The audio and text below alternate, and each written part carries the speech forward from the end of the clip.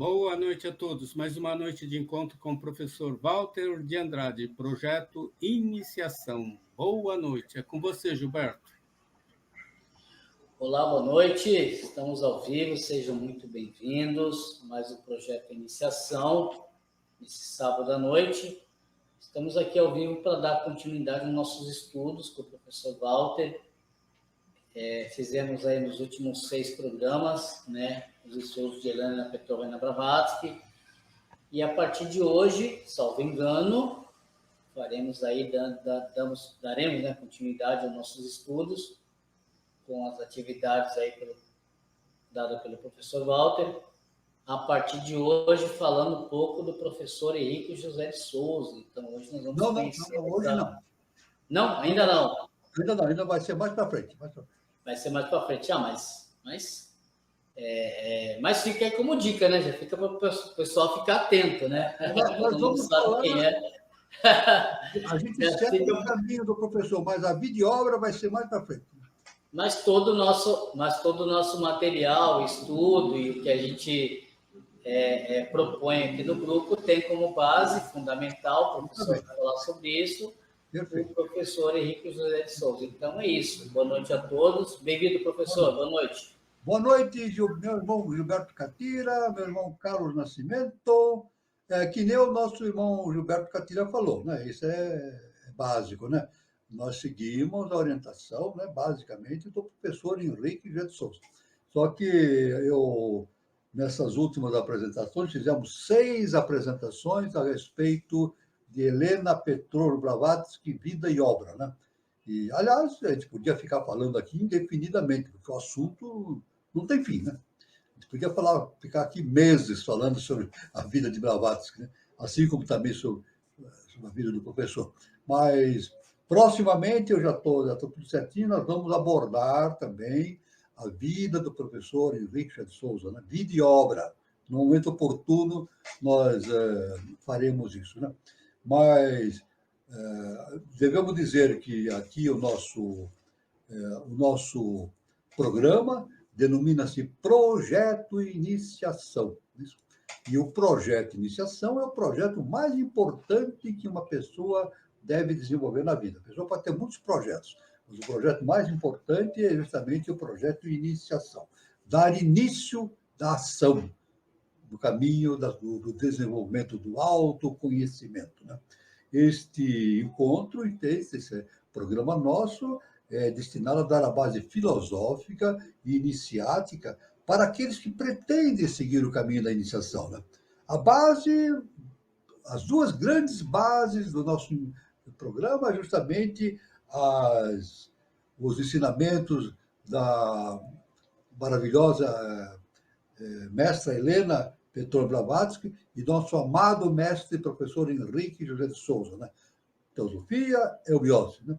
O professor Blavatsky fundou a Sociedade Teosófica, né?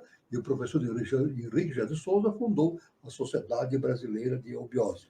E é claro que no decorrer desses nossos encontros, desses nossos programas, nós vamos também enfocando ensinamentos de todos os grandes mestres e instrutores da humanidade através dos tempos e das civilizações. Esse é o nosso intuito sempre, né?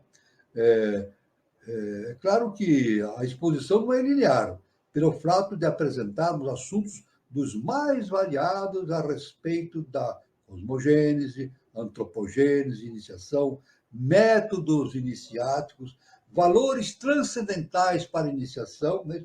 História iniciática da humanidade, evolução do sistema solar. Veja bem que a abrangência desse estudo todo, né? A era de Aquários, nova civilização, sinarquia. Teremos oportunidade de falar mais profundamente, num determinado momento, a respeito da sinarquia, né? E a biografia dos grandes instrutores da humanidade também, nós apresentamos, né? O objetivo é a síntese do conhecimento a fim de propiciar aos pretendentes ao caminho da iniciação informações de valores importantes para essa finalidade. O encontro também visa a propiciar ao participante, né, que já esteja no caminho da iniciação, a possibilidade de repensar tudo aquilo que foi aprendido e receber indicações para novas reflexões a respeito da sabedoria iniciática. Assim, a gente vai estudando, mas a gente sempre vai renovando, vai entendendo. Ou seja, o processo da iniciação é interessante, né? Os horizontes vão se alargando cada vez mais, né? Então, o que nós sabemos hoje tem as suas limitações devido ao nosso estado de consciência. Mas, à medida que nós vamos nos aprofundando, entendendo mais as coisas, os horizontes vão se alargando, né? É claro que... Quais são esses horizontes? O infinito, né? Nós não podemos nem pensar onde termina tudo isso, né? Só o eterno sabe, né? O eterno Deus, né? Todos dizem, sabe o final e a grandeza de tudo isso, né? Então, é claro que a outra finalidade desse programa, desse nosso encontro, é propiciar a reflexão a respeito do momento evolutivo que a humanidade está vivenciando nesse início do século XXI, início da Era de Aquários. Então, está esta importante menção a respeito do momento em que nós estamos vivendo e, principalmente, nós vamos repetidamente falar sobre isso, estamos caminhando e entrando justamente na fase de quinta dimensão, né? Um quinto sistema evolutivo, né? Uma quinta cadeia evolutiva, mais precisamente, né? Então, isso aí é muito importante, essa evolução do planeta Terra, deixando de ser um planeta de provação para ser um planeta de regeneração. Isso aí tem um significado não somente para a Terra, é um significado importante para o sistema solar e para a nossa galáxia. É isso. Isso tem uma importância para a evolução espiritual da nossa galáxia, né? Isso é muito importante, né? Então, é claro que devemos, para aqueles que se encontram no caminho da iniciação, também o encontro visa trazer para a reflexão o que podemos fazer e nos elevar para um padrão vibracional evolutivo condizente com aquilo que a lei justa e perfeita planejou para ser desenvolvido pela humanidade no terceiro milênio e Era de Aquários. Sempre lembrando a nossa posição dentro desse cenário no Brasil. O Brasil é patrimônio da Ordem de Cristo, né? A pátria do Avatar Maitreya e berço da nova civilização. Olha que coisa importantíssima. É uma responsabilidade enorme do povo brasileiro diante da lei cósmica justa e perfeita. Isso aí é inevitável. Isso vai acontecer em qualquer condição, né? Tanto que o nosso mestre determina, fazendo previsão a respeito desse acontecimento, como o ano 3005, para o evento de uma nova civilização. Mas é claro que nós não vamos ficar pensando que isso vai acontecer daqui a 1000 anos, né? E que não adianta fazer nada. Não. Tem que fazer já. A nova civilização vai acontecer daqui a 1000 anos, mas nós temos que agir já, no momento atual, no aqui e agora, para fazermos a nossa transformação interna e, como consequência, produzirmos a transformação do sistema todo, né? Do nosso planeta, rumo a uma nova civilização. Dizemos também, nesses comentários iniciais, que a pessoa que queira desenvolver o seu projeto de iniciação, ela tem que necessariamente se filiar a uma escola iniciática. Isso é ensinamento dos grandes mestres. É necessário a pessoa se filiar a uma escola iniciática. A pessoa não pode fazer a sua iniciação entrando numa biblioteca, ficar estudando, ou conversando, ouvindo notícias. Não, assim não funciona. Não vai. Não acontece a iniciação. A pessoa tem que se filiar a uma escola iniciática. E essa escola iniciática, se realmente é iniciática, se ela diz, ela tem que seguir rigidamente os padrões da ciência iniciática das idades. Então, isso aí é muito importante. Tem que seguir rigidamente os padrões da ciência iniciática das idades. Então, a pessoa pode escolher a escola que ela quiser frequentar, né? É o livre-arbítrio. Mas, de nossa parte, nós sugerimos e convidamos a todos os interessados que venham para a Sociedade Brasileira de Eubiose, né? Normalmente, o grau que dá início esse processo de iniciação, né? Começa em janeiro, em todos os departamentos. Outros começam em fevereiro, mas é entre janeiro e fevereiro. Né? É claro, mas a pessoa, já estamos em maio, né? Já está em andamento o curso de iniciação inicial, que é o grau peregrino. Mas eu sugiro que quem quer se aproximar da Sociedade Brasileira de Eubiose e não sabe como, a dica é simples. Né? Utiliza uma ferramenta de busca na internet, né? E põe lá Sociedade Brasileira de Eubiose, uma ferramenta de busca. Né? É claro que essa ferramenta vai mostrar o site da Sociedade Brasileira de Eubiose.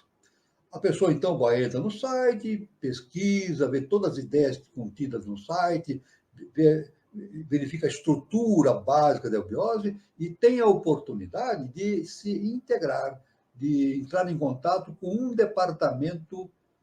dos departamentos que existem no Brasil ou no exterior. É isso? Então, a pessoa tem essa oportunidade. Então, no site, lá tem o endereço do departamento, né? Na cidade específica, endereço, telefone, e-mail, isso, tem toda a possibilidade de contato. A pessoa, então, deve entrar em contato e estabelecer justamente o início, né, da sua entrada na eubiose. É claro que, se não der tempo da pessoa iniciar esse ano, ela começa no ano que vem. Mas existem muitos pontos na internet em que a pessoa pode ler muita coisa da eubiose, inclusive da revista Dharana. A pessoa já pode começar a estudar. A revista Dharana, que existe a revista online, né? Gratuitamente. Revista online. A pessoa pode clicar lá na revista Dharana, ela vai ter acesso a muitos trabalhos, né? Publicados na revista Dharana, e já vai se entrosando no conhecimento da eubiose. É claro que, inicialmente, a pessoa faz o primeiro nível, que é o grau peregrino. Depois, ela tem que fazer mais 4 graus, né? Totalizando 5. Finalizando os 5 níveis, ela tem o direito de tornar-se membro efetivo da Sociedade Brasileira de Eubiose.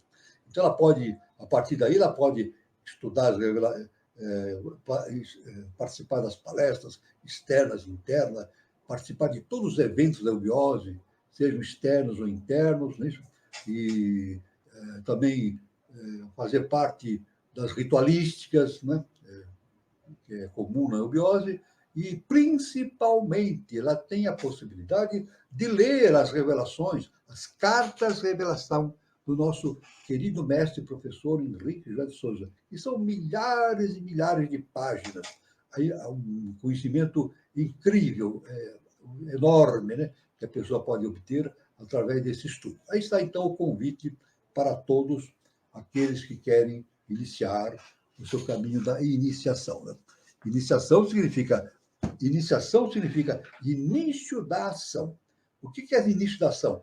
A início da ação relativamente ao processo do autoconhecimento.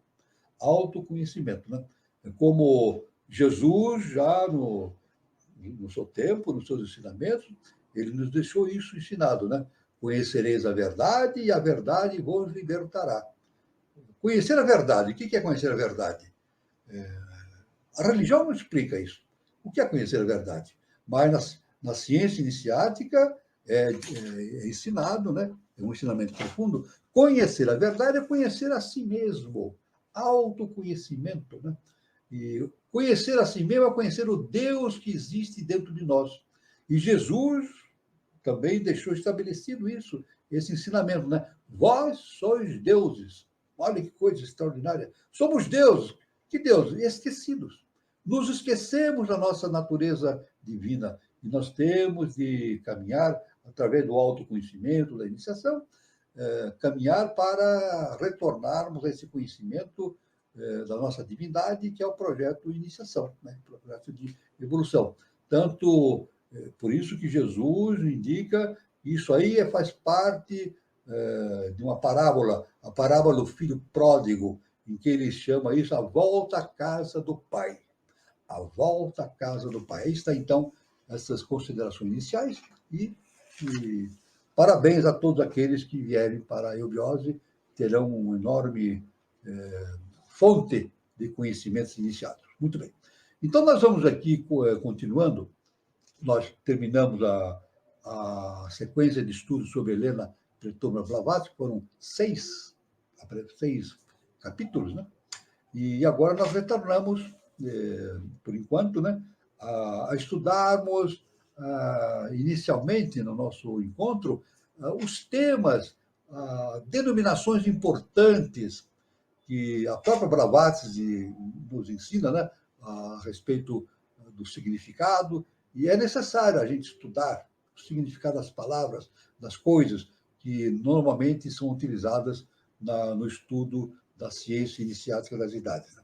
Aqui nós temos aqui uma indicação de Blavatsky, né, sobre o termo klipot, vem do hebraico, uma palavra difícil de ser lida e de ser entendida em hebraico, mas esse é o nosso desafio, né? Entrarmos no conhecimento iniciado, que é uma coisa difícil de ser entendida, mas continuamos nesse nosso caminhar, né? O klipot, o mundo dos demônios ou cascas, o mesmo que o mundo asiático ou asiático, né? Chamado também Olam Kipot, é a residência de Samuel, príncipe das trevas, nas alegorias cabalísticas.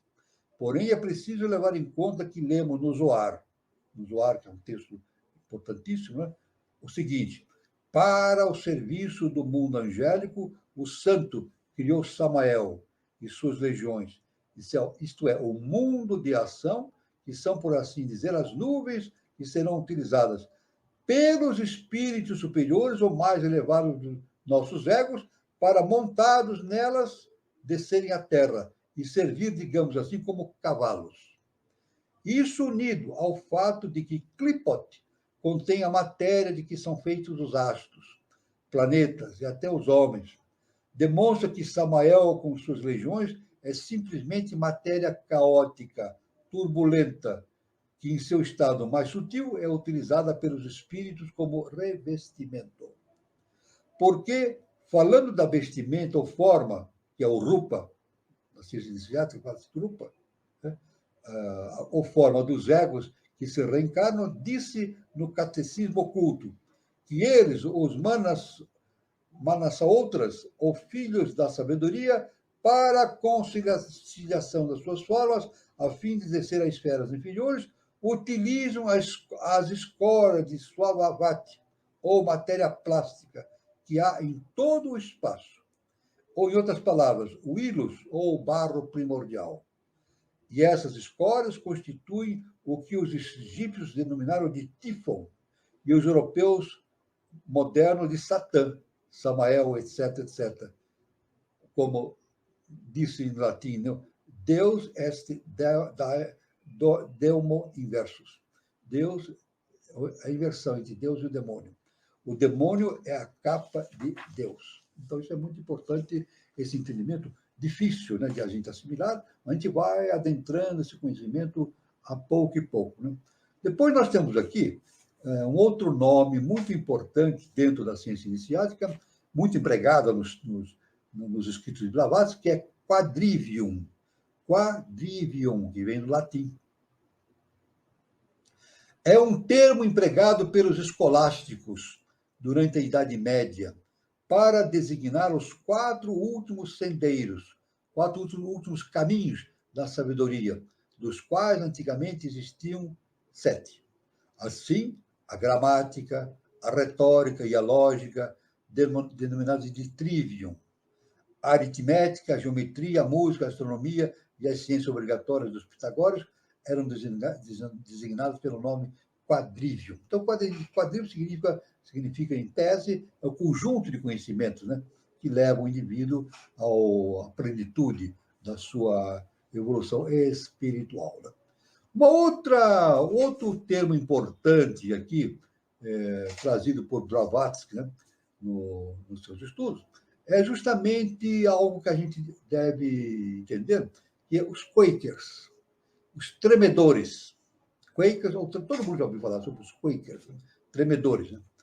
Nome dado aos indivíduos de uma seita religiosa fundada na Inglaterra por George Fox, em 1647, também denominada Sociedade dos Amigos. O Quaker distingue-se pela simplicidade e severidade dos seus costumes. De sua religião exclui-se completamente todo tipo de cerimônias e todo culto exterior, bem como toda hierarquia eclesiástica. Vários de seus seguidores, abstraídos em profunda meditação, entravam numa espécie de êxtase, acompanhado de convulsões e de um violento tremor de todos os membros do corpo. Por isso que era chamado de tremedores, né? Eles tremiam, né? Os Quakers olhavam-se de maneira respeitosa como templos vivos do Espírito Santo. Seu zelo excessivo acarretou-lhe castigos e perseguições violentos, que suportavam com resignação. O fundador da seita foi qualificado de impostor, lunático, o que costuma acontecer com todos aqueles que se posicionam contra a corrente vigente. Todo indivíduo inovador, que traz uma conceituação nova para o caminho da iniciação, ele é justamente chamado de impostor, lunático e assim por diante, né?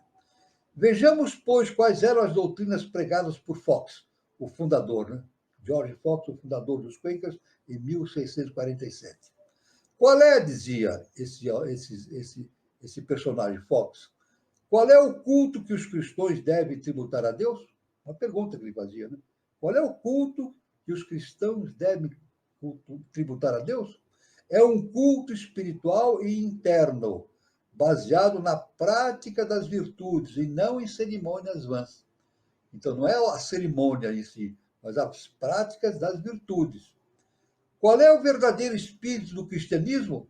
Fox enfocava isso, né, dentro da sua linha dos Quakers, né? O verdadeiro espírito do cristianismo é reprimir as paixões, amar seus irmãos e preferir a morte ao pecado. Outra pergunta que ele fazia: em que sociedade, pois, encontramos essa religião pura e interna? Será na Igreja Romana? Será nas igrejas reformadas? Todas elas renovaram o judaísmo. Suas liturgias, seus sacramentos, seus ritos são restos das cerimônias judaicas, expressamente abolidas por Jesus o Cristo. De tais formalidades exteriores, elas fazem depender a justiça e a salvação. Rechaçam do seio aqueles que não observam esses ritos sem examinar se, por outro lado, são virtuosos. E, pelo contrário, recebem com honra os maiores malfeitores, conquanto que se mantenham fiéis a essas práticas externas. Numa dessas sociedades é, pois, a verdadeira Igreja de Jesus o Cristo. E aqueles que desejam sinceramente sua salvação devem separar-se delas, para constituir uma nova sociedade de homens sóbrios, pacientes, caritativos, austeros, castos e desinteressados. Uma tal associação será a verdadeira e única Igreja de Jesus o Cristo.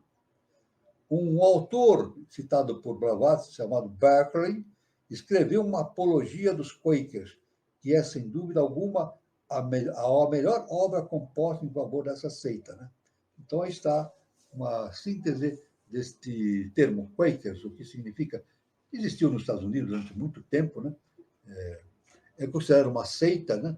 Considerado uma seita, mas muito mais que uma seita, porque o seu fundador, George Fox, ele fundou essa corrente em 1647, deixou conhecimentos muito importantes para os seus seguidores. É claro que, dentro desse conceito dos Quakers, dessa apologia que Fox faz pela virtude, nós vamos caminhar para uma nova civilização. É claro, tudo que acontece na face da Terra acontece de uma forma dinâmica e mais ligado à fase específica na qual o conhecimento está sendo exposto. Então, Isso, o nosso mestre, professor Henrique de Souza, deixa bem claro, que cada instrutor ele vai falar de acordo com a tônica do ciclo. É isso? Então, lá no passado distante, na Índia, falávamos numa tônica. Depois, Moisés falou outra tônica. Jesus, o Cristo, usou outra tônica. E assim por diante, né? Allan Kardec, depois Blavatsky, e falaram em outra tônica pertinente ao momento em que eles estavam vivendo e passando esses conhecimentos. E o nosso professor Henrique, nosso amado professor Henrique de Souza, trouxe esses conhecimentos de uma forma sintética, fazendo um resumo, uma síntese extraordinária e lançando tudo isso para o terceiro milênio, justamente a era de Aquários, onde o planeta Terra terá a oportunidade de ir ascendendo gradativamente até atingir a quinta dimensão da sua evolução. Né? E aqueles que estiverem plenamente em uníssono com essa vibração da quinta dimensão, terão a oportunidade de fazer esse transbordo para essa nova situação. Né? Então, isso é muito importante. É claro que isso aí significa a passagem da terceira e quarta dimensão para a quinta dimensão. Na verdade, pela antropogênese, a existência das raças, né, na face da Terra vão demonstrando a existência de planos específicos denominados dimensões de entendimento. Né? Agora, a humanidade passa esse portal maravilhoso para atingir a consciência da quinta dimensão. Isso é algo fantástico. Então, tem um outro termo, já de acordo com o que Blavatsky ensinou, outro termo que vem em seguida, né? Que é justamente a quarta dimensão. A definição de quarta dimensão, conforme Helena Blavatsky. Até hoje, só se conhece 3 dimensões da matéria, que são o comprimento, a largura e a espessura. As 3 dimensões. O comprimento, a largura e a espessura. Em relação à quarta, os ocultistas afirmam que não é apenas um fato, mas uma das categorias de observação do plano astral. É totalmente correto que os avanços da evolução podem nos fazer conhecer novas qualidades características da matéria. Aquelas a que estamos familiarizados são, na realidade, mais numerosas do que as que correspondem às 3 dimensões. As qualidades características da matéria devem, evidentemente, ter uma relação direta com os sentidos do ser humano. Assim, quando alguns pensadores atrevidos suspiravam por uma quarta dimensão para explicar a passagem da matéria através da matéria, a formação de nós numa corda sem fim, o que notavam era a falta de uma sexta qualidade característica da matéria. Então, aí está a noção. Aliás, o próprio Einstein, né? O Newton trabalhou com 3 dimensões, é isso? 3 dimensões era básico, a física de Newton é tridimensional. Agora, Einstein, através da teoria da relatividade, ele já surge com a quarta dimensão, uma nova ideia, né? Uma quarta dimensão. E é claro que futuramente a ciência vai atingir a noção de quinta dimensão, sexta dimensão, e aí por diante. Porque quantas dimensões nós temos no universo? Só a divindade sabe, né? Mas é claro que, né, essas dimensões não se restringem àquelas nas quais nós estamos aqui próximos, mas sim são infinitas. Né? Aliás, a mestra Helena Petor Blavatsky, ela falava, ensinava, que toda vez que ela se referia ao universo, ela estava se referindo ao sistema solar. E o sistema solar, ele evolui num padrão setenário, de 7 dimensões. Agora, é claro que em outros planos vai existir outras dimensões, isso aí é inevitável que isso aconteça, mas desconhecemos. Né? Mas estamos já na ciência, a ciência já considera uma quarta dimensão e, evidentemente, futuramente, a ciência vai atingir o conhecimento de uma quinta dimensão, sexta dimensão, etc. Aliás, a física quântica já fala, né, no início do terceiro milênio, a respeito dessas dimensões, né? E tanto que ela fala, né, a teoria das cordas, né, da coisa da corda, ela denomina que existem 11 dimensões, né? 11 dimensões. E cada dimensão é um plano vibracional. A 11ª dimensão, a teoria diz que é o tempo. Então, é um assunto muito difícil, né, de ser entendido, e os físicos estão trabalhando incessantemente para atingir esse conhecimento fantástico. Mas é claro que isso vem, a pouco e pouco, vai se tornando claro para a ciência. A ciência, inevitavelmente, entrará nesse conhecimento das dimensões, né, superando a terceira, a quarta dimensão e partindo para a quinta, sexta dimensão, sétima dimensão e assim por diante. Tanto que hoje fala que não existe, hoje, na ciência, na física quântica, isso é afirmado que não existe um universo, existem muitos universos, eles chamam de bolhas, são bolhas. Né? Então, não existe universo, eles chamam de multiverso. É uma quantidade enorme de universos que eles não conseguem quantificar a quantidade, mas a ciência percebe já, através das suas teorias, que existem muitos universos. Né? Então, isso é muito importante, esse entendimento. Então, a gente vê. Agora, o importante é entender que essa expansão do conhecimento da ciência rumo a novas dimensões, o entendimento de novas possibilidades dimensionais, não se baseia no desenvolvimento da informática, dos aparelhos, dos equipamentos, da matemática. Não é isso. Né?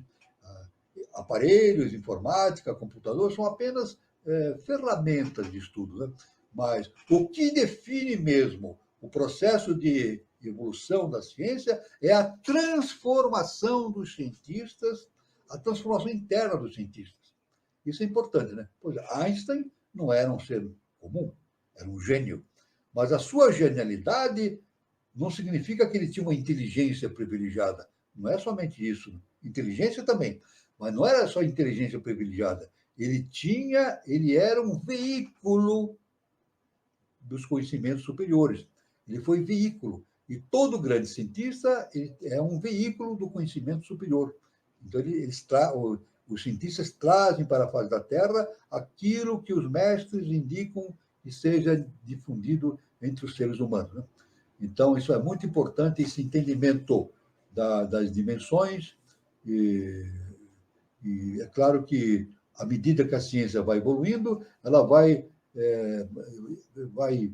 caminhando para um encontro que inevitavelmente vai acontecer, né? O encontro entre a ciência iniciática e a ciência acadêmica, né? Isso é muito importante. Né? Então, depois aqui nós temos aqui, de acordo com essa linha de pensamento de Blavatsky, nós temos aqui a observação sobre o quaternário. Essa palavra quaternário. O quaternário, também chamado de quaternário inferior, é constituído pelos 4 princípios inferiores do homem, que formam sua personalidade, a saber, o corpo físico, denso ou físico, o duplo etérico ou corpo astral, e a vida é o princípio vital e o centro dos desejos e paixões animais. Em outras classificações, inclui-se entre os princípios do quaternário o manas inferior, ou seja, a inteligência cerebral, a mente que tende para baixo, para o centro dos desejos e paixões animais. Todos esses princípios devem ser distinguidos do ternário ou tríade superior imperecível, que constitui a individualidade, que são mana superior, o Budi e o Atman, ou eu supremo. Então, aí já temos, né, pela ciência inicial das idades, já dá uma noção diferente daquilo que a ciência acadêmica fala. Né? Existe 7 níveis de vibracionais, 7 níveis de entendimento, no qual existe um quaternário, isso que nós estamos estudando aqui, um quaternário que constitui a personalidade do ser humano, que é o físico denso, né? O vital, a parte astral e a parte do mental inferior, constitui, então, o quaternário. E acima desse quaternário existe uma tríade superior, que é justamente o mana superior, ou a mente que faz faz a observação fundamental de tudo na sua essência, Buddhi e o Atman, que é o eu supremo no ser humano, o seu Cristo interno. Então a gente vê que, inevitavelmente, a ciência vai chegar nesse ponto de entender as dimensões, né, pelo entendimento do quaternário do ser humano, a tríade superior, e entendendo que o ser humano é composto por um setenário, um processo setenário. Tanto que, dentro da antropogênese, né, a ciência diz existirem 3 reinos: o mineral, o vegetal e o animal. A ciência acadêmica diz: existem 3 reinos: o mineral, o vegetal e o animal. E a ciência diz que o ser humano está enquadrado no reino animal. Mas não é bem assim. Não é bem assim. Na verdade, nesse ponto que nós estamos de entendimento, nós podemos localizar quatro reinos, né? Justamente o mineral, o vegetal, o animal e o hominal. Então, o ser humano, ele não ele não pertence ao reino animal, ele pertence ao reino hominal. Tanto que o nosso mestre, o professor Henrique de Souza, ele nos diz uma coisa muito importante, né? Nos ensinou uma coisa muito importante, que a inteligência humana é a projeção do Espírito de Deus no homem. Veja assim, a inteligência humana é a projeção do Espírito de Deus no homem.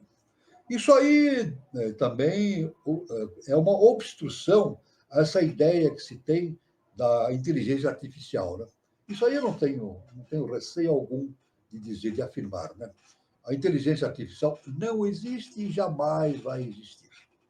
Eu vou repetir, a inteligência artificial que todos estão comendo nos dias atuais não existe e jamais vai existir. Porque inteligência segue esse princípio básico que o nosso mestre nos deixou. Inteligência é a projeção do Espírito de Deus no homem. Então, a inteligência é uma coisa bem da divindade. Ela não pode ser criada numa máquina. Isso é impossível de acontecer. A máquina é um repositório de dados. É isso?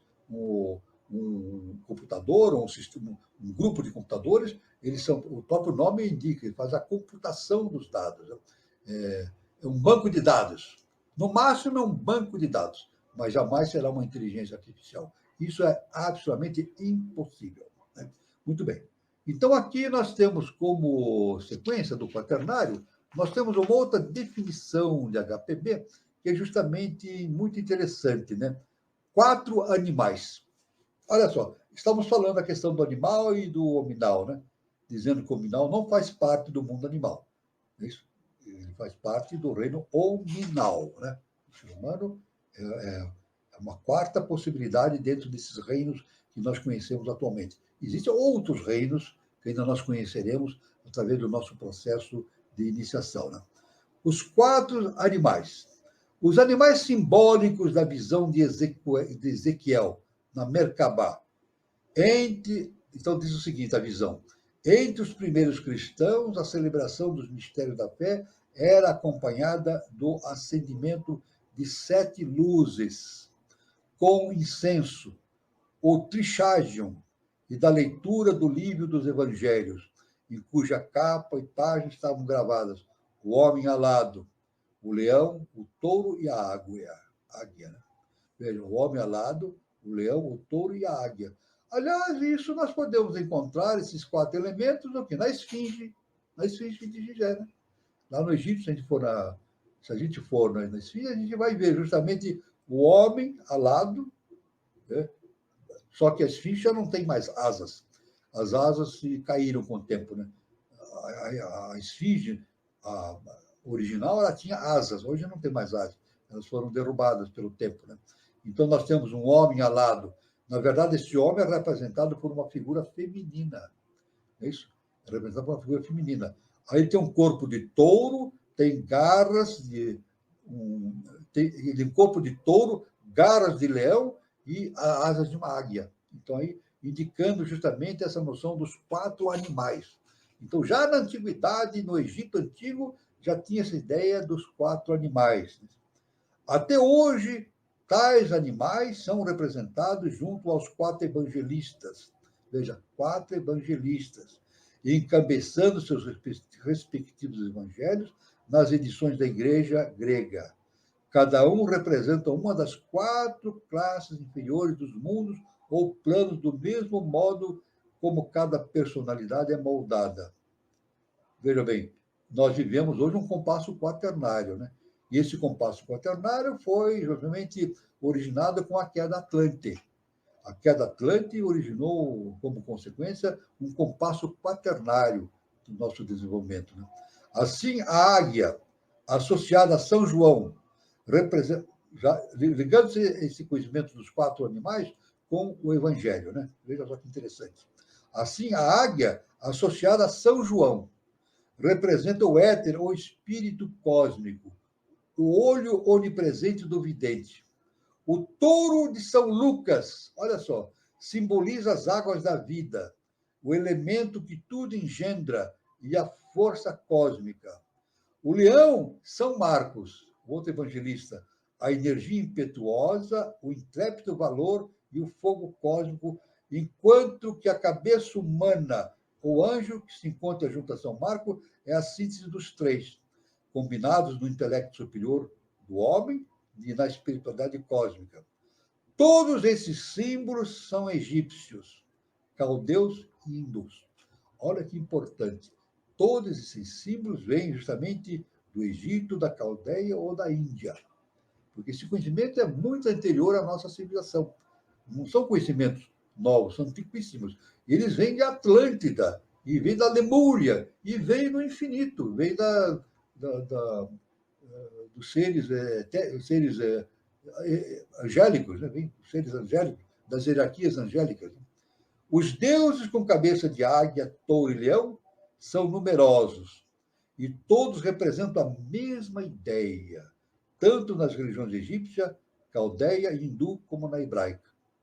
Porém, começando pelo corpo astral, não passaram além do espírito cósmico ou humana superior, visto que Atma Buddhi, ou seja, o espírito absoluto e a alma espiritual, que é seu veículo, não podem ser simbolizados por imagens concretas. Então, veja bem, isso é importante, né? O humana superior, ele não pode ser simbolizado por imagens concretas. Então, por isso que, quando nós trabalhamos num nível mais perto do físico, tudo a gente pode fazer, ter imagens mais concretas. Quando a gente entra na tríade superior, as imagens não podem ser concretas, porque estão além do conhecimento da inteligência humana, né? Do aspecto trino e quaternário, né? Então, isso é muito importante, esse entendimento. É claro que quando o indivíduo atinge o seu Cristo interno, ele se torna um adepto, ele não vê mais imagens, ele vê exatamente aquilo que existe dentro de si mesmo, é o autoconhecimento.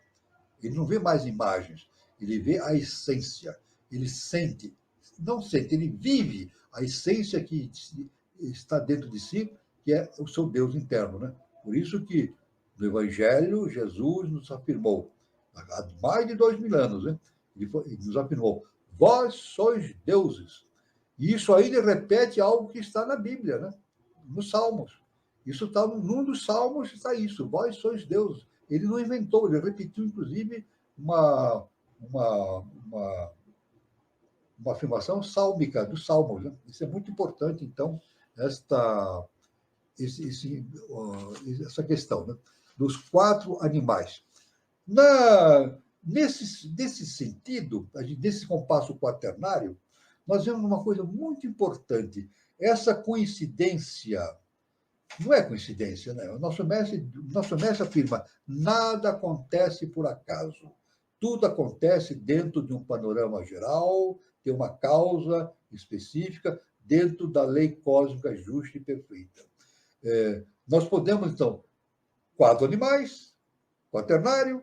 Agora nós observamos a existência de 4 nobres verdades. Isso aí dentro do conhecimento do budismo, de Siddhartha Gautama. Né? As 4 nobres verdades. Né? Veja bem, quais são essas 4 9 verdades? Primeira verdade, as dores da existência evolucionária, cujos resultados são renascimentos e mortes, vida após vida. Então, existe a dor, o sofrimento. É a primeira 9 verdade. A segunda 9 verdade, a causa da dor é que o desejo deve satisfazer-se a si próprio. Desejo sempre renovado e nunca satisfeito. Então, a causa da dor, a segunda 9 verdade, é o desejo. O desejo provoca dor. A terceira 9 verdade de Siddhartha Gautama, a destruição ou extirpação de tal desejo. Ou seja, Siddhartha Gautama nos afirma, é possível o indivíduo libertar-se do sofrimento e libertar-se do desejo. Veja, aí vem a quarta verdade, né? Os meios para conseguir a destruição do desejo. O que é? A sabedoria. Veja, a sabedoria, isso está muito claro. Então, a ignorância origina o sofrimento, mas o ser humano pode se libertar do sofrimento, libertando-se do desejo e desenvolvendo a sabedoria. Isso é muito importante, né? Esse é o ponto básico da evolução da humanidade, né? Por exemplo, nós temos guerras, sempre ocorreram guerras na humanidade, né? E o nosso mestre, o professor Henrique de Souza, nos afirmava o seguinte, que a guerra é a maior das imoralidades que existem no planeta Terra, né? Morte, mata muita gente. Agora, a guerra é produto do quê? Os teóricos em filosofia, em história, em estudo, economia, vão dizer que as guerras são produzidas pelo desejo de posse, desejos econômicos, desejos nacionalistas e assim por diante, né? Mas, na verdade, no fundo, a guerra é produzida pela ignorância. Este é o fundamento da guerra, a ignorância. O dia que o ser humano superar a ignorância, as guerras não existirão mais. Repetindo, o dia que o ser humano se libertar da ignorância, da preponderância do seu quaternário, da sua estrutura quaternária inferior, então, nesse momento, o ser humano vai libertar-se da guerra. A guerra vai ser um passado esquecido. Um passado esquecido. Não haverá mais guerras. Isso deve acontecer, evidentemente, quando a humanidade entrar numa nova civilização e desenvolver esse projeto político, social, administrativo, chamado sinarquia, que nós estamos já planejando fazer estudos aqui no nosso encontro, através de, justamente, sinarquia, vendo o objetivo da sinarquia, o que significa, como fazer para desenvolver esse processo todo. Né? Isso aí a sinarquia, é justamente o desenvolvimento de uma nova civilização, um novo modo de pensar da humanidade, um novo modo de comportamento humano, né? Isso aí significa transformação interna. Tudo isso é transformação interna, autoconhecimento, né? Isso é muito importante, então, esse entendimento. Um outro termo muito interessante que a HPB nos indica nesses estudos, né, a respeito desses significados profundos, é justamente o termo querubins. Querubins. A gente sempre ouve esse termo, né? Vamos ver agora com mais profundidade a essência desse conhecimento. Né? Querubim vem do hebreu, né? Tem uma origem hebraica esse nome. Né? Segundo os cabalistas, os seguidores da Kabbalah, que é um conhecimento extraordinário, muito difícil, né? Ser entendido, mas extraordinário. Segundo os cabalistas, são um grupo de anjos que eles associam especialmente com Sefirah Yesod. Segundo os ensinamentos cristãos, constituem uma ordem de anjos vigilantes. O Gênesis, que é o primeiro livro contido na Bíblia, né, judaica, o Gênesis coloca querubins para guardar o Éden perdido, e o Antigo Testamento refere-se a ele muitas vezes como guardiães da glória divina. Os querubins são guardiães da glória divina. Sobre a Arca da Aliança na judaica, né? Havia duas figuras de ouro aladas. No Sancto Sanctorum do Templo de Salomão, viam-se imagens colossais no mesmo tipo dos anjos. O Sancto Sanctorum do Templo de Salomão é justamente a parte mais interna do templo, que não é possível acesso público. O Sancto Sanctorum é a parte mais íntima, justamente, do conhecimento, né, judaico. Né? Então, no Templo de Salomão, viam-se duas imagens colossais do mesmo tipo de anjos. Ezequiel os descreve de maneira poética, os querubins. Cada querubim parece ter sido uma figura composta de 4 faces: de homem, de águia, de leão e de touro. Novamente a questão do quaternário, né? Com essas 4 imagens, né? A imagem humana, a águia, do leão e do touro. Normalmente relembrando a esfinge de Gizé. Veja bem como tudo se encaixa, não? Tudo se encaixa. O conhecimento iniciático é assim, a gente vai estudando ali, estuda a Índia, estuda o Egito, estuda o conhecimento judaico, estuda todos os conhecimentos da civilização aqui pré-colombiana, né? Incas, astecas, a gente vê que os conhecimentos são semelhantes, variam justamente na tônica em que foram desenvolvidos, mas existe uma similitude muito grande, né? Então, cada querubim parece ter sido composto de 4 faces: de homem, de águia, de leão e de touro. E, sem dúvida alguma, era alada. Ó, tá vendo? Era alada. Né? Essa forma toda, esse quaternário, era alado, assim como indicado na esfinge de Gizé. A esfinge de Gizé tinha asas. A primordial tinha asas. Com o tempo, como dissemos, as asas caíram por ação do tempo. Né? Parcuste, não é um estudioso, né? Indica que tal palavra deriva de K, partícula de semelhança, e RB ou rubi, grandeza, majestade, senhor. E, do mesmo modo, é uma imagem da divindade. Essa é a noção de querubim, então. Muitas outras nações exibiram figuras parecidas como símbolos da divindade. Por exemplo, os egípcios em suas imagens de serafins, como descreve Macróbio em seus Saturnália. Os gregos possuíam sua Hécate, de 3 cabeças, e os latinos tinham também uma imagem de Diana com 3 faces, segundo nos informa o vídeo. Então, Virgílio a descreve de uma maneira na Eneida. Porfírio e Eusébio escrevem outro tanto a respeito de Proserpina. Os vândalos possuíam uma divindade provida de muitas cabeças, a qual davam o nome de Triglav. As antigas raças germânicas tinham o ídolo Ridogaste, com corpo humano, cabeça de touro, águia e homem. Veja só. As antigas raças germânicas também tinham esse conhecimento a respeito do quaternário, né? Cabeça de touro, águia e homem. Veja, o conhecimento ele vai se perpetuando através de todas as raças de maneira muito similar. Por quê? Provém de uma mesma fonte.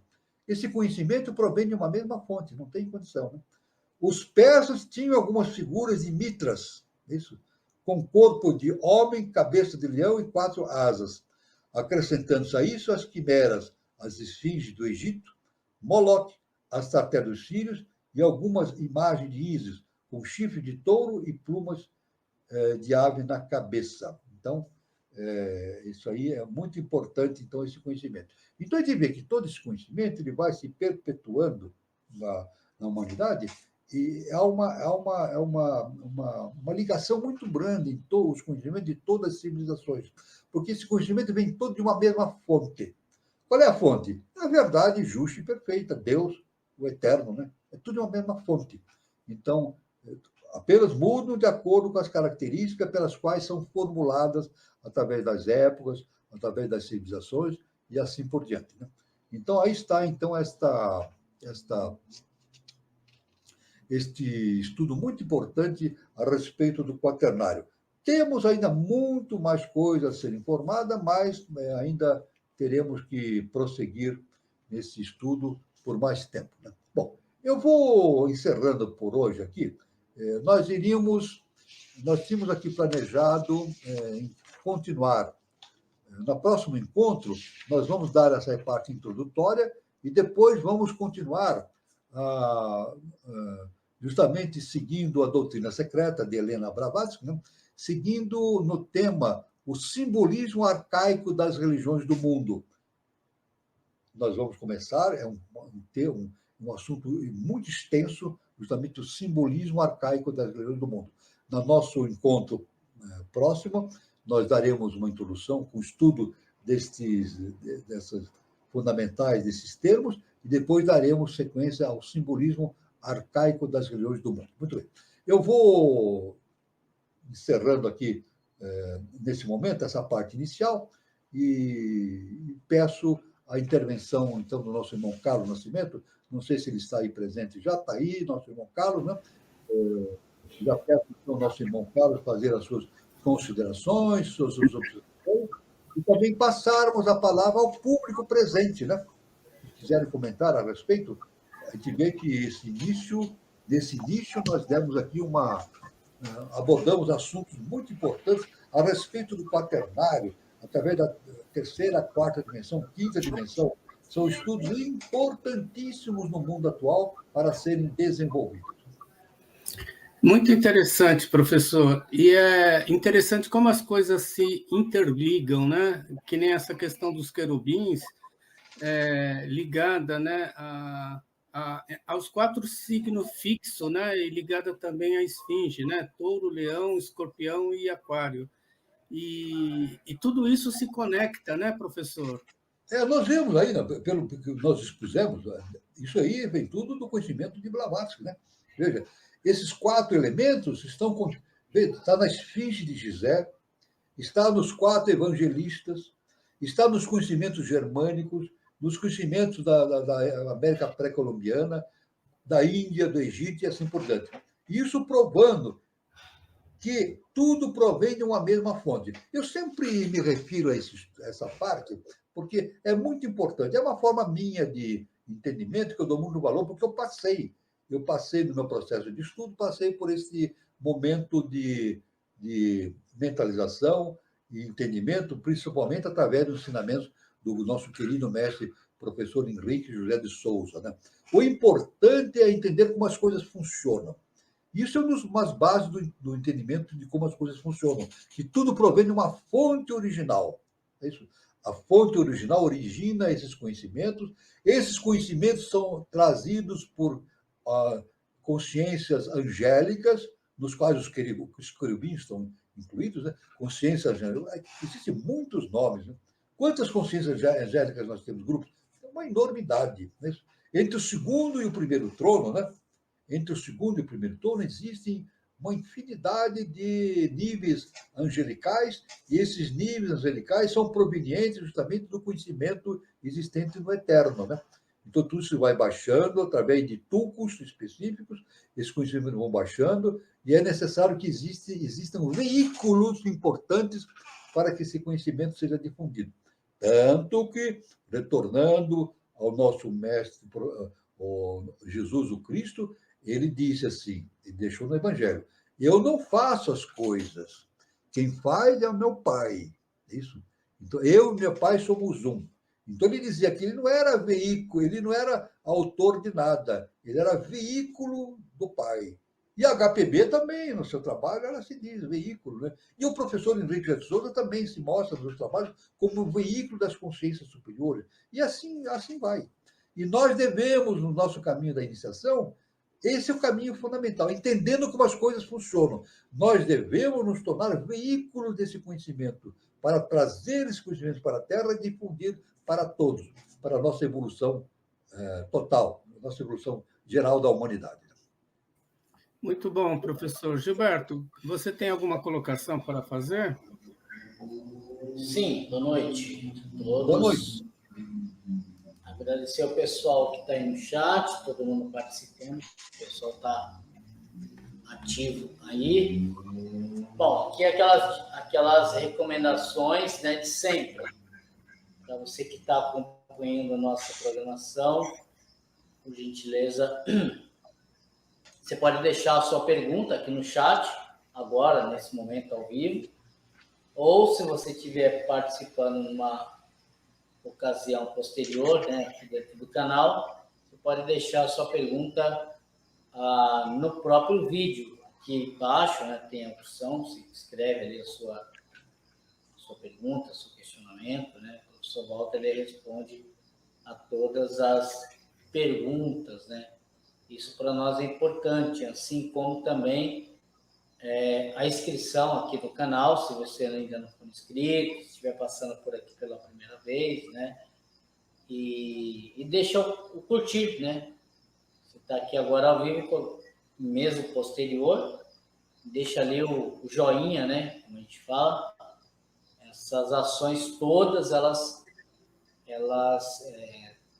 enviam, né, para a plataforma como sendo ações de relevância para o canal. Isso é fundamental. Então, lembrando sempre que quando você se inscreve aqui, você recebe as informações, as notificações, sempre com conteúdos aqui exclusivos do professor Walter. Então, isso é muito interessante. E mande essa informação, compartilhe essa nossa programação, esse nosso vídeo para um amigo, para uma pessoa que você sabe que ela gosta desse tipo de conteúdo. Essa é a nossa solicitação. Professor, uma coisa que eu, pegando até um pouco nessa sua última fala sobre a questão das dimensões. A gente sempre ouve as pessoas falarem, inclusive o senhor aqui, né? Terceira dimensão, quarta dimensão, quinta dimensão. Mas a gente fica meio... O que é esse negócio de dimensão? Né? Onde é que está a dimensão? O que é a dimensão? A gente tem um pouco de dificuldade, às vezes, por causa que a nossa mente, acho que ela é um pouco meio assim, meio quadrada, né? Para entender. O que o senhor poderia nos passar em termos dessa questão de entendimento para uma compreensão, né, daquilo que significa dimensão, né? Olha, terceira, quarta, a quinta, sexta, o que isso de fato na prática representa, né? Porque, como o senhor mesmo diz, né, a gente tem que entender como que as coisas elas funcionam, né? E essa questão da dimensão me parece que ela é algo muito relevante, né? Parece que ela faz uma grande diferença assim, quando a gente entende os planos, né? O que o senhor poderia dizer assim para facilitar um pouco a nossa vida nesse sentido? Veja bem, as três dimensões do conhecimento da ciência acadêmica é referida a respeito de um conhecimento muito básico, né? Elementar, né? As três dimensões é altura, largura e espessura. Não é verdade? Três dimensões, largura, espessura e largura. Né? Mas é muito mais que isso. Né? Isso aí é apenas uma imagem. Né? Se a gente pesquisar a respeito da ciência inicial das idades, o professor Henrique de Souza, a Helena Blavatsky e outros tantos, a gente vê que o fundamental no universo é justamente a consciência. Consciência. Então, eu poderia dizer, por aquilo que eu entendo, por aquilo que eu vejo em todas essas abordagens feitas pelos mestres, que tudo se refere a estado de consciência. Blavatsky, na sua doutrina, nos seus ensinamentos, na Doutrina Secreta e outros livros, ela fala o seguinte: tudo no universo tem consciência. Então, um elétron tem consciência, um átomo tem consciência, um próton tem consciência, uma minhoca tem consciência. Agora, diz assim, uma pedra tem consciência, assim por diante, um vegetal. Agora a gente pergunta, mas como é que pode uma minhoca ter consciência, uma pedra ter consciência, um animal tem consciência, um elétron, justamente, cada um tem a consciência específica do seu estágio evolutivo. Uma pedra tem consciência de pedra. O vegetal tem consciência de vegetal. Então, o fundamental no universo é o estado de consciência. Estado de consciência. Só que estado de consciência não é um estado, mas é uma situação existente em um determinado ponto. Por exemplo, vamos dar um exemplo. Nós somos seres humanos? Não somos seres humanos. Se eu falar isso publicamente numa reunião que não seja iniciática, vão me chamar de doido, de louco, né? Se eu disser assim, numa reunião, a nossa reunião aqui é iniciática, então eu posso falar isso. Mas se eu for numa revista, se eu for num jornal ou num meio de comunicação qualquer, que não esteja num caminho iniciático, se eu disser que nós não somos seres humanos, eles vão dizer, pô, esse sujeito é doido, ele enlouqueceu. Mas realmente nós não somos seres humanos. O que está acontecendo? Estamos passando pela experiência humana. Essa é a verdade. Nós não somos seres humanos, estamos passando pela experiência humana. Então, agora, toda a consciência está passando pela consciência específica do seu estado evolucional. Um elétron tem uma consciência que está passando por essa consciência, né? Uma pedra está passando por esse estado de consciência. HPB diz, tudo no universo tem consciência. É um absurdo, né? Um absurdo. Tanto que aqueles que perseguiam a HPB diziam que ela mentia, que ela enganava as pessoas. É claro, quando ela fala que tudo no universo tem consciência, quem não estiver no caminho da iniciação vai dizer, ela está mentindo, porque isso não bate com a ciência acadêmica, né? A pessoa inevitavelmente vai dizer, ela está mentindo, está enganando as pessoas. Mas se nós entendermos pelo fundamento como as coisas funcionam, nós vemos que tudo tem consciência. Então, e veja bem, tudo é projeção da divindade. Não é isso? Um elétron é projeção da divindade, um átomo é projeção da divindade, tudo, uma minhoca é projeção da divindade. Tudo que existe é projeção da divindade. E essa divindade ela não se divide. Ela projeta, existe uma unidade que é o imanifestado, eu nem sei se eu posso chamar de consciência isso.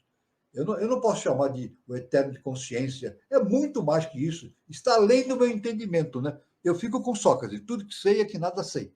Eu fico com Sócrates. Tudo que sei é que nada sei.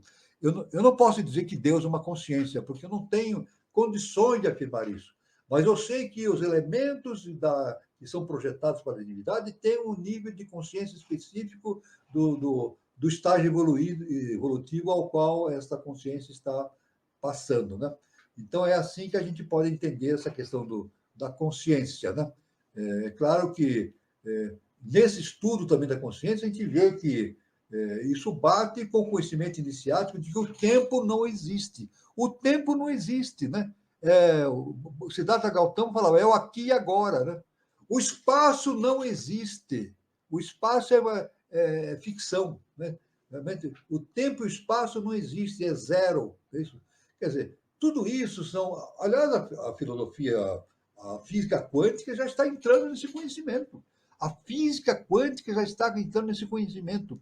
E eu vejo, por vezes, os cientistas, eu assisto assim, palestras de cientistas, isso é na internet, né? Não que eu esteja assistindo os cientistas, eu vejo pela internet palestras, tem muito material disponível, palestras de físicos, cientistas. Né? E uma vez eu vi um físico comentando a questão da física quântica, ele falou o seguinte, isso tudo é uma loucura. Ele falou isso, foi a expressão que ele usou. Isso tudo é uma loucura, porque vai além do nosso entendimento. Não é verdade? Então, esse estado de consciência também está além do tempo, além da matéria, além de tudo. É claro que é isso que eu poderia dizer. As dimensões estão relacionadas com o estado de consciência. Então, nós poderíamos dizer assim que o mineral é uma primeira dimensão, é isso? O vegetal é uma segunda dimensão, né? E assim por diante, de acordo com o seu estado de consciência.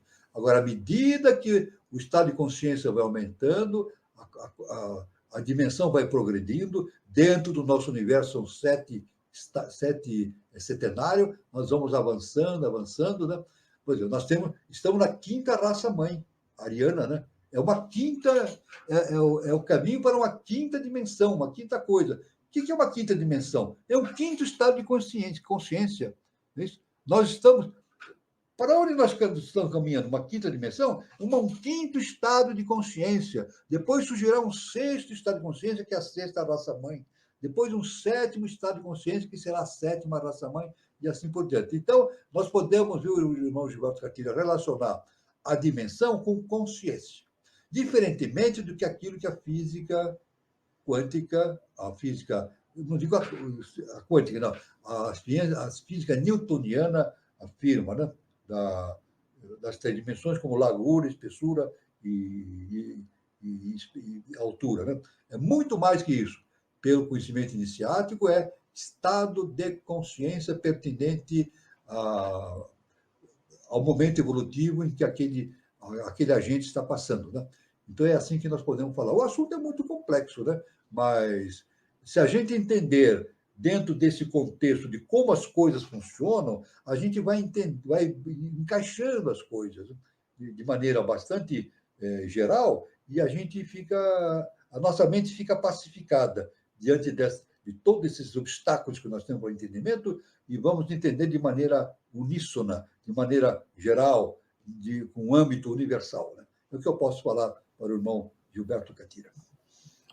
Muito bom, professor. Pode passar para as perguntas, Gilberto? Eu quero uma pergunta aqui do nosso irmão Guazelli Neto, que eu gostaria de... Ele fala assim, a sinarquia está ocorrendo agora no Rio Grande do Sul? É uma pergunta... Eu digo o seguinte, o Guazelli é uma pessoa brilhante, ele está sempre... Todos os nossos irmãos são isso aí, de maneira geral, são irmãos fantásticos, fazem perguntas extraordinárias e afirmações extraordinárias. Nós temos essa convivência nossa é maravilhosa, todos os irmãos aqui do canal. Né? Aí o Azelio fala assim, a sinarquia está ocorrendo agora no Rio Grande do Sul? É justamente, né? Por exemplo, se vocês me perguntarem para o ser humano, aquele que está passando pelo ser humano, por que está acontecendo isso no Rio Grande do Sul? Eu não sei afirmar. Não sei dizer por quê. Eu sei o porquê. O professor disse, tudo tem uma causa, mas eu não sei explicar a causa. Quem sabe explicar a causa? O mestre. Só o mestre sabe, né? Explicar por que está acontecendo esse fato no Rio Grande do Sul, que é uma coisa impactante, né? Nos tocou profundamente, né? Tudo isso está acontecendo, pessoas perdendo as suas casas, perdendo vidas perdidas, animais expostos a todo sofrimento, né? É uma devastação incrível, pior que uma guerra, né? Mas tem uma causa, né? Agora, eu não sei explicar qual é a causa, somente um ser de alta hierarquia poderia explicar o porquê disso. Mas agora devemos observar o seguinte: o processo sinárquico está ocorrendo de maneira já progressiva no comportamento da população.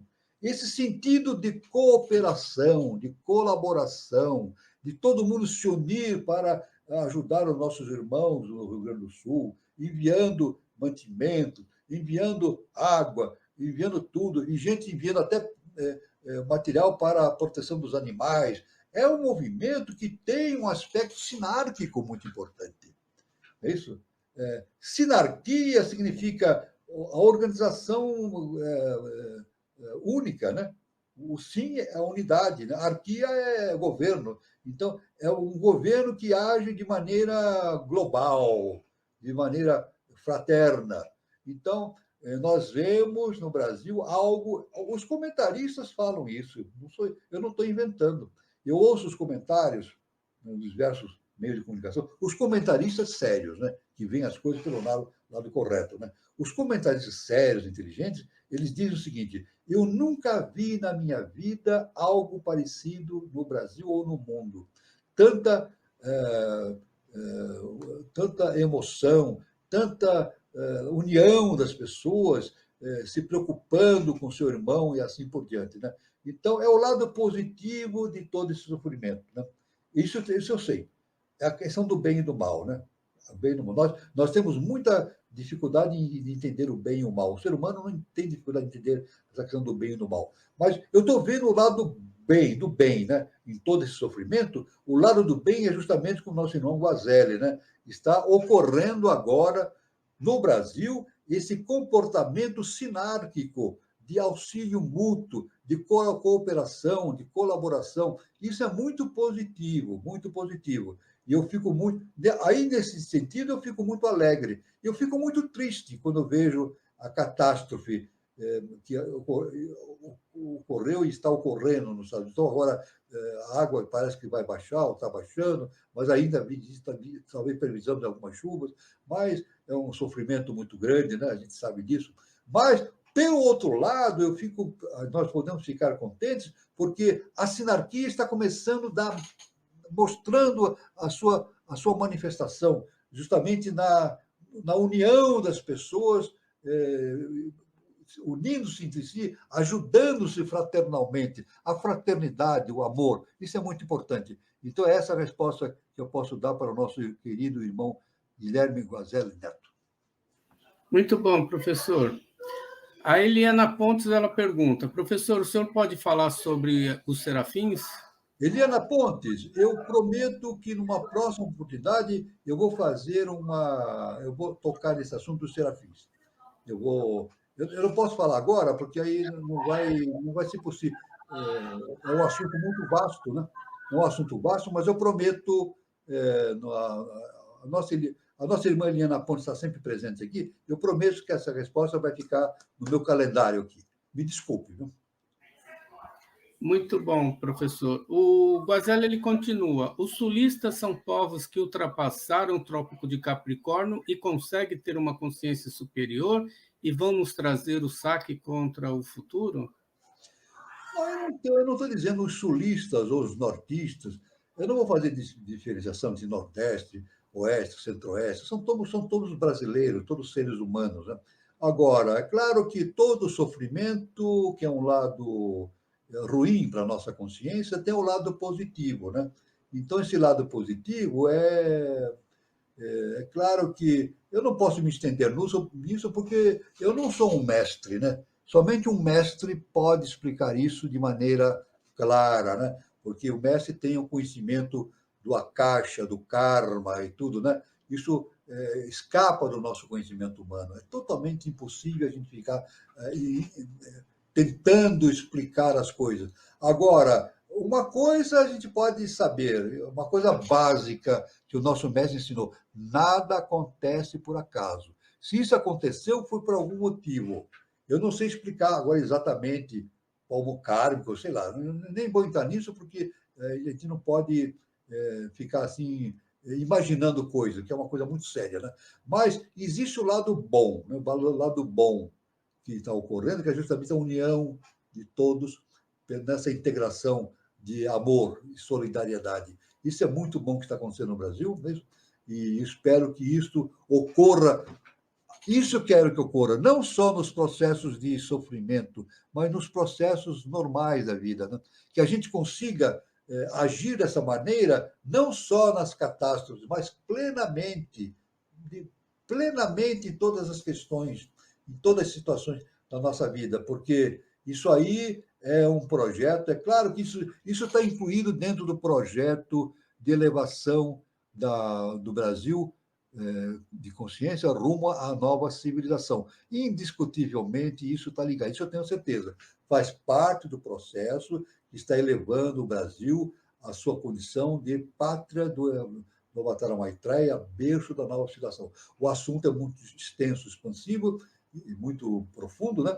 Mas somente um mestre de hierarquia superior poderia nos dar uma explicação mais profunda, se é que nós estamos preparados para entender isso. Tem mais essa, né? Tem mais essa. Pode ser até que se o mestre venha explicar e a gente não entenda, não tenha consciência para entender profundamente esse caso, porque isso aí escapa à questão da noção de polaridade do bem e do mal. Mas, no meio de todo esse sofrimento, nós encontramos um fato positivo, que é justamente a arregimentação do povo na fraternidade, no amor cósmico, né? Um ajudando os outros, isso é uma coisa muito importante e maravilhoso que está acontecendo no Brasil, e eu espero que isso fique permanentemente dentro de nós, rumo à nova civilização. É isso que dignifica a gente de ser brasileiro, viu, professor?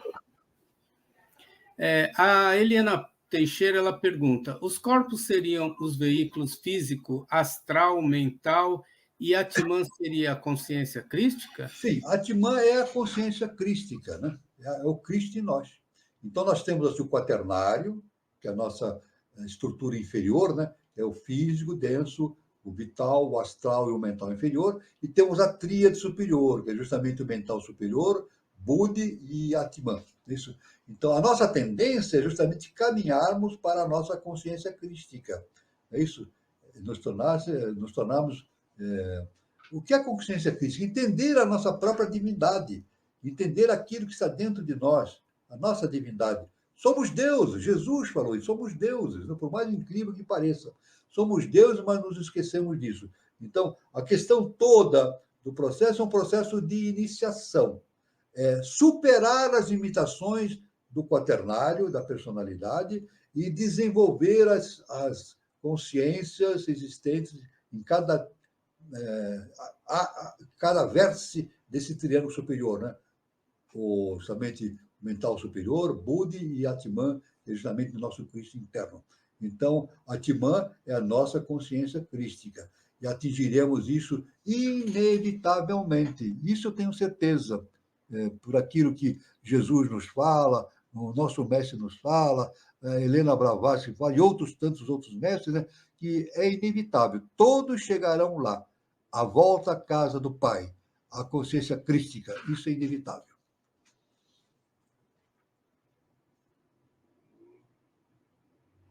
Muito bom, professor. O Guilherme Guazelli coloca, só posso ter consciência agora. A consciência é do agora. A consciência, o Guilherme nos fala, só posso ter consciência agora. Então, ele sempre toca nesse ponto do agora, e ele tem motivo para isso, né? Ele dá muito o nosso irmão Guazelli Neto dá muita importância ao agora. E tem razão de dar essa importância, porque Buda falava do aqui e agora, né? Isso é a base, né? Essa nossa condição de termos o passado, o presente e o futuro na nossa cabeça, né? Nós vivemos assim, né? Temos um passado, um presente e um futuro. Na verdade, o presente é a junção do passado com o futuro, a união dá o presente, né? Mas o presente está sempre se modificando, né? Agora, é claro que a base do entendimento é o agora. O agora. Né? Isso aí elimina o tempo. Nós somos a máquina do tempo. A máquina do tempo existe? Existe, somos nós. Nós, através da nossa evolução da consciência, nós evoluímos temporal. Não é o tempo que nós temos de passado, presente e futuro, né? É o tempo relacionado à consciência. Se nós considerarmos Jesus, é uma consciência que, na nossa cabeça, nós entendemos que é uma consciência do futuro. É isso? As outras consciências dos animais, dos vegetais, são consciências do passado. Assim a gente vê. A gente vê por esse ponto. Mas, fundamentalmente, é o agora. Cada um está desenvolvendo o aqui e agora, no seu processo de desenvolvimento de consciência rumo de retorno à casa do Pai. O assunto é muito de entender o agora não é fácil. Isso eu devo admitir. Entender o agora não é fácil, porque nós estamos muito vinculados a essa ideia do tempo, né? Passado, presente e futuro. Mas isso aí faz parte do nosso momento evolutivo como seres humanos. Isso faz parte do nosso momento evolutivo. E isso vai ser transposto quando nós nos tornarmos adeptos, e inevitavelmente todo ser humano vai se tornar adepto um dia, então ele vai ter a consciência do agora, a consciência imediata, única, existente no universo dentro dele. Né? Muito bom, professor. Eu vou passar uns recados, o senhor vai dando uma olhada nos comentários, nas perguntas. Eu vou dar uma olhadinha aqui, Eu quero falar sobre a nossa próxima roda de conversa aqui no canal Conexão 3005, que terá como tema Conhecendo o Sistema Geográfico do Roncador. Sistema Geográfico do Roncador e Araguaia. Então, a nossa roda de conversa, como de costume, é toda terça-feira, e agora dia 21 de maio de 2024, terça-feira, no mesmo horário, às 20h40, terá como esse tema, que será abordado quais as cidades que compõem o Sistema Geográfico do Roncador, quais as tônicas dessas cidades, quais os principais pontos turísticos, quais os aspectos econômicos e culturais e quais as conexões sagradas e cósmicas. Os convidados são representantes e moradores da região. A ideação é de Edina Santos e Antonina Ivo, com apoio de José Roberto, Cássia Oliveira e Ariel Correia, e também Sociedade Brasileira de Eubiose. Então, estão todos convidados para a nossa próxima roda de conversa, terça-feira, no mesmo horário, dia 21 de maio, né, no mesmo horário, às 20h40. Eu queria também ressaltar, né, que a campanha SOS Rio Grande do Sul continua. Então, a Thaís, quem puder contribuir com mantimento, quem puder contribuir agora que está vindo frio, né, com agasalho, cobertores e tudo mais. Eu sei que a campanha está continuando, aqui em São Paulo também, em São Lourenço também, nos departamentos. Quem puder estar ajudando, ou ajudando com qualquer quantia, a conta é do Bradesco, a conta está aí, tá bom? Então, vamos continuar se mobilizando para ajudar os irmãos lá do Sul. E eu também queria falar sobre o Espaço Shakti Nova Era. É um centro de terapias holísticas que tem sua matriz lá em São Lourenço, sul de Minas. Quem estiver passando por São Lourenço, o endereço é Praça Helena Jefferson de Souza, 38, anexo 1. E para mais informações, tem o telefone e o WhatsApp aí, prefixo de São Lourenço 35, o telefone é 99756-6874. E tem também o endereço no Instagram, @ShaktiNovaEra. Então, os recados são esses. Você ouviu alguma pergunta, professora? Tem a observação da nossa irmã Eliana Teixeira, né? Então, ela diz, então, tudo pode ser considerado a manifestação do pensamento de Deus. No princípio hermético, que tudo é mental, mente, pensamento de Deus, vida, consciência. Exatamente, isso aí. Tudo é proveniente. No sentido humano, a gente fala de Deus, né? No sentido transcendental, como o nosso mestre nos ensina, é justamente o absoluto, né? O imanifestado, né? Então, o imanifestado está fora de qualquer possibilidade do nosso entendimento, né? É o ser e não ser. O HPB diz, é o ser e não ser. Ele origina, através da sua essência, né? Eu nem vou chamar de consciência, né? Porque eu não sei definir se é consciência.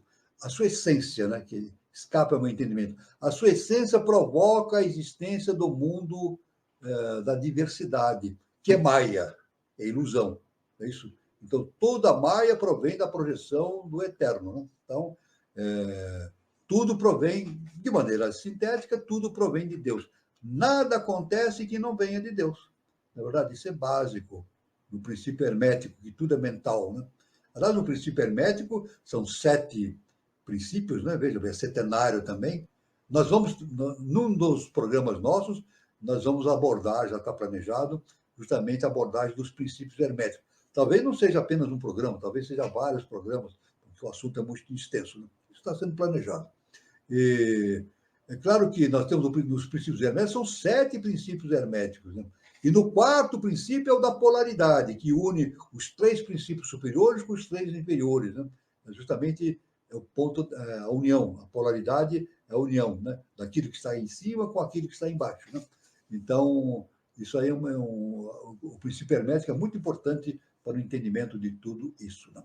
Agora, aqui o Guilherme Guazelli Neto nos fala, logo em seguida, a consciência mineral seria o não movimento. Caso contrário, provoca uma revolução. Na verdade, veja bem, na Grécia pré-socrática, existiram 2 filósofos, que agora eu estou esquecendo o nome deles, depois eu vou pesquisar no próximo programa, é muito nome também, né? Para gravar tudo é uma coisa impressionante. Existiram 2 filósofos na Grécia pré-socrática, um deles dizia que é impossível nós termos qualquer conhecimento se o universo tivesse movimento. Quer dizer, então, ele dizia, tudo que está em movimento, está se transformando, a gente não pode entender. Porque a gente entende uma coisa, daqui a pouco ela é outra coisa, e outra coisa, e outra coisa, a gente não pode entender. Então, na concepção dele, ele dizia que o entendimento só é possível quando não existe o movimento. Quando não existe o movimento. O outro filósofo foi o contrário, não o contrário, ele teve um outro pensamento. Ele disse que não, que tudo está em movimento e existe a possibilidade dessa integração. Na verdade, esses dois pensamentos se integram, né? O movimento é um conhecimento que nós temos nas dimensões humanas. E o não movimento é justamente o aqui e agora, está relacionado com a ausência do movimento, né? A ausência do movimento dentro do indivíduo, né? Porque à medida que nós evoluímos, progredimos para uma consciência angelical, de adepto, né? O movimento desaparece da nossa frente.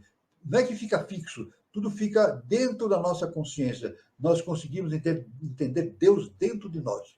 É isso? Então, isso é muito importante. Então, aí está essa observação do nosso irmão Guilherme Gozeliato, foi muito importante.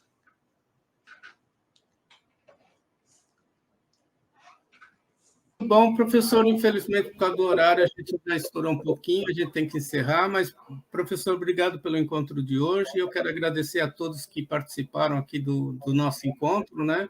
Projeto Iniciação, e desejar a todos um bom final de sábado, um bom domingo, e até terça-feira, e até o nosso próximo encontro com o professor Walter de Andrade. Boa noite. É com você, Gilberto. Isso aí, Carlos. Boa noite a todos que estiveram e estão ainda aqui acompanhando a nossa programação. Um bom restinho de sábado, são 10 horas ainda. E bom descanso amanhã no domingo, bom final de semana. E nos vemos aí no próximo programa. E segunda-feira estamos aqui. Então é isso. Bom fim de semana a todos. Boa noite, professor. Boa noite, meu irmão Gilberto Catira, meu irmão Carlos Nascimento, a todos os irmãos queridos que estiveram aqui no nosso encontro, né? E vamos continuar ajudando o Rio Grande do Sul, nossos irmãos, né? Esse é uma coisa importantíssima, esse fato, né? Essa ação nossa, né? Então, e para todos eu desejo luz, paz e amor, e fiquem todos com Deus. Até a nossa próximo encontro.